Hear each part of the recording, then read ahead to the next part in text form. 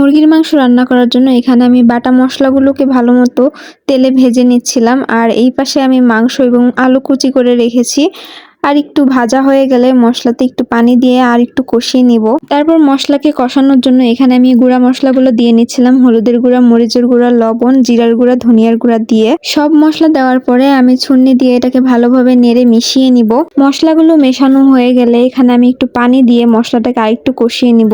আমি এখানে লবণ দিতে ভুলে গিয়েছিলাম, তাই লবণটা আমি এখন অ্যাড করে নিচ্ছি। তারপর একটু পানি দিয়ে কষিয়ে নেওয়ার পরে তেলটা যখন উপরে উঠে আসবে এই পর্যায়ে আমি মাংস আর আলুগুলো কষিয়ে নিব মশলার সাথে। মাংস এবং আলুর সাথে মশলাগুলো ভালো মতো মিশিয়ে নিব। মশলা মেশানো শেষ, এখন আমি ঢেকে দিব এটাকে কিছুক্ষণের জন্য। এখানে এক্সট্রা করে কোনো পানি দেওয়ার দরকার নাই, কারণ মাংস থেকে এক্সট্রা পানি উঠবে আর সেই পানি দিয়ে মাংসটা কষিয়ে নেবেন ভালো করে। এখন এটা আমি ততক্ষণ পর্যন্ত জাল দিব যতক্ষণ পর্যন্ত এই পানিটা সম্পূর্ণ শুকিয়ে না যাচ্ছে।